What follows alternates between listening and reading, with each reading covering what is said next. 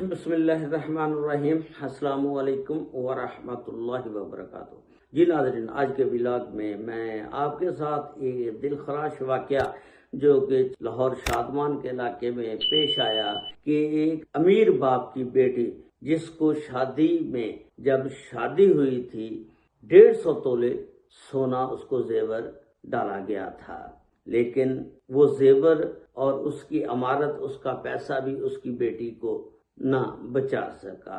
वो जो ससुराल वाले थे बहुत ही लालची किस्म के आदमी थे। ये जो तस्वीर आप देख रहे हैं, इस लड़की का नाम बख्तावर के वालिद का नाम शेख महफूज, जो शाहजमाल के इलाके में रहते हैं। शेख महफूज की जब बेटी बख्तावर जवान हुई, इसने इसकी शादी जो है अपने भांजे इस्माइल के साथ कर दी। जब इसने शादी की, इसने अपनी बच्ची को 150 तोले जेवर डाला था। उसके अलावा इसने हर चीज दुनिया की उसको जहेज में दी थी। बड़ा मालो दौलत वाला आदमी था, अमीर तरीन आदमी था। घर, दौलत, गाड़ियां, नौकर चाकर, बंगले, बड़ा कुछ इसके पास था।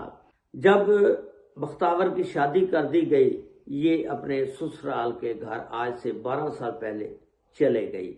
उसके बाद बख्तावर और इस्माइल को अल्लाह ताला ने 3 बच्चे दिए। उसके बाद इनके घर में कुछ लड़ाई झगड़े शुरू हो जाते हैं। इस्माइल जो था बहुत ही लालची किस्म का आदमी था। अपनी बीवी बख्तावर को कहता है कि अपने वालिद से कहो कि हमें कुछ पैसे दें, हम कारोबार करते हैं और जब कारोबार हमारा चल जाएगा हम वापस कर देंगे। लेकिन उसकी बीवी बख्तावर कहती है कि मैंने अब्बू से नहीं कहना कि पैसे कारोबार के लिए दो, ये आपकी ड्यूटी है, आप मेरे शौहर हैं, ये कमाई करना या जो भी काम करना ये आपकी जिम्मेदारी, मैंने अब्बू को नहीं कहना। खैर वो कहता है कि ठीक है, मैं कुछ करता हूँ।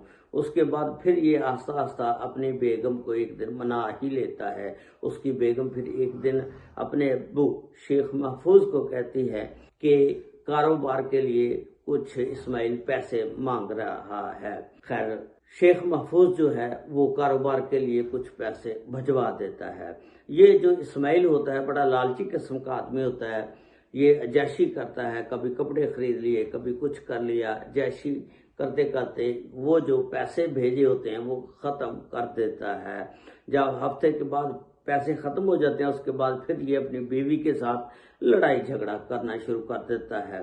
उसके बाद ये बीवी को फिर कहता है कि पैसे मंगवाओ। अब बीवी कहती कि मैंने पैसे नहीं मंगवाने, ना मैंने वालिद को कहना है। उसके बाद ये एक दिन अपनी बीवी को मारता है, पीटता है। उसकी बीवी नाराज होकर अपने वालिदैन के पास चले जाती है। जब जाती है, उसका वालिद बड़ा परेशान हो जाता है कि एक अमीर बाप की बेटी रक्षे में आई है और परेशानी की हालत में। वो सारी बातें जब सुनता है तो वो इसको पकड़ता है, थाने ले जाता है और एक दरखास्त लिखते हैं, SHO को दे देते हैं। SHO इस्माइल को पकड़कर थाने ले आते हैं। जब इनके रिश्तेदारों को इन सारी बातों का पता चल जाता है, साथ रिश्तेदार भी सारे इकट्ठे होकर आ जाते हैं और वहां पर शेख महफूज को और इस्माइल को समझाते हैं और इनके दरमियान सुलह करवा देते हैं कि आप FIR पर्चा मत कटवाओ। उसके बाद बख्तावर को इस्माइल के घर दोबारा वापस भेज दिया जाता है। उसके बाद अब शेख महफूज जो बहुत अमीर तरीन आदमी होता है, सोचता है कि चलो अपनी बीवी सेफ्टी के लिए, हिफाजत के लिए कुछ और दे देता हूँ। उसने एक DHA में घर था बड़ा कीमती, वो उसके नाम करवा दिया। उसके बाद एक गाड़ी बेटी को दे दी कि जब भी आपने आना जाना हो ये गाड़ी आप इस्तेमाल करें। बड़ी महंगी तरीन गाड़ी थी जो बेटी को लेकर दी। उसके अलावा एक दुकान थी, वो भी अपनी बेटी के नाम कर दी। ये 3 चीजें उसके नाम कर दी। अब शौहर जो इस्माइल था, इसके घर वाले भी सारे बड़े लालची थे। अब इस्माइल फिर कहने लगा کہ اس طرح کرو کہ اب مجھے 3.25 کروڑ روپے لا کر دو، میں نے ایک کاروبار کا سوچا ہے، اس کاروبار میں انویسٹ کرنے ہیں۔ اب یہ کہتی ہے کہ میں نے اب والد کو نہیں کہنا۔ خیر یہ بہت زیادہ مجبور کر دیتا ہے، یہ پھر اپنے والد کو فون کر کے کہہ دیتی ہے کہ اسماعیل 3.25 کروڑ روپے کی ڈیمانڈ کر رہا ہے۔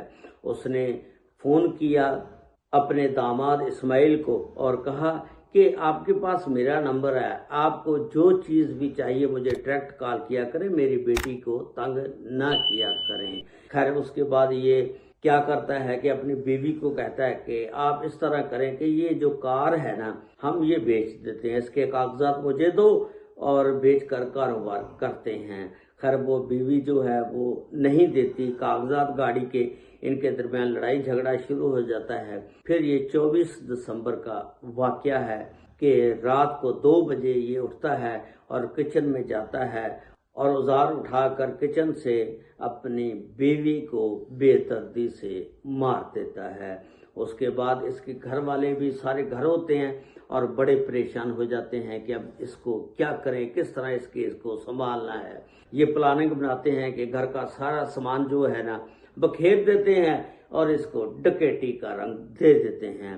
اس کے بعد انہوں نے ایسا ہی کیا، گھر کا سارا سامان جو ہے بکھیر دیا اور پھر جو اس کی ساس ہے رخسانہ شیخ محفوظ کو فون کرتی ہے اور فون کر کے کہتی ہے کہ ہمارے گھر میں رات ڈکیٹی ہو گئی تھی، آپ آ جائیں۔ وہ جاتے جاتے بختاور کو فائر مار گئے ہیں اور بختاور جو ہے موقع پر ہلاک ہو چکی ہے۔ شیخ محفوظ جو ہے وہ بڑا پریشان ہو جاتا ہے، جلدی جلدی فوراً وہاں آتا ہے۔ جب وہاں پہنچتا ہے تو دیکھتا ہے کہ اس کی بیٹی اللہ کو پیاری ہو چکی ہوتی ہے۔ وہ 15 پر کال کرتا ہے، پولیس شادمان ٹاؤن کی آ جاتی ہے اور پولیس آ کر جس وقت یہ سارا واقعہ دیکھتی ہے اور شواہد اکٹھے کرتی ہے، خون جو تھا وہ پرانا تھا، جمع ہوا تھا، تازہ خون نہیں تھا۔ پولیس کو یہ بھی ایک شواہد مل گیا خون کا۔ اس کے بعد پولیس جو ہے وہ شیخ محفوظ سے پوچھتی کہ ان کے درمیان کبھی لڑائی جھگڑا ہوا تھا۔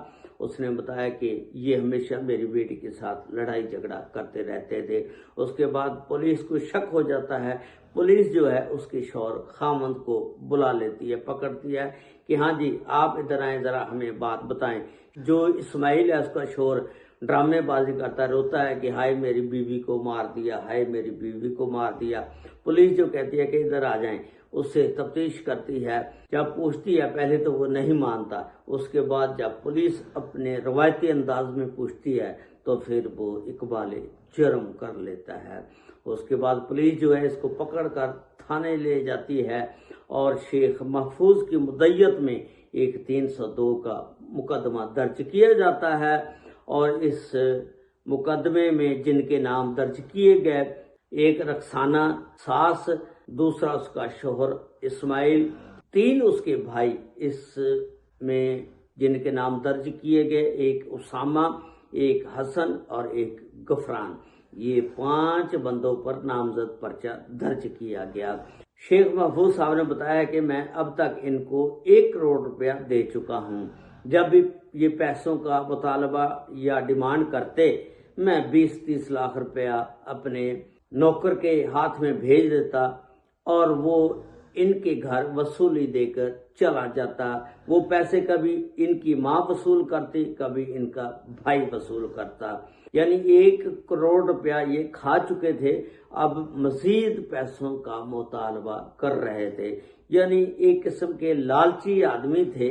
جب لالچ آ جائے، لالچ میں کسی چیز کا خیال نہیں رہتا کہ یہ ہماری بہو ہے یا گھر کی عزت ہے۔ اس طرح ان لالچی لوگوں نے اس بختاور کی زندگی کا خاتمہ ہی کر دیا جو شادی والے دن 150 تولے زیور بھی ساتھ لائی تھی۔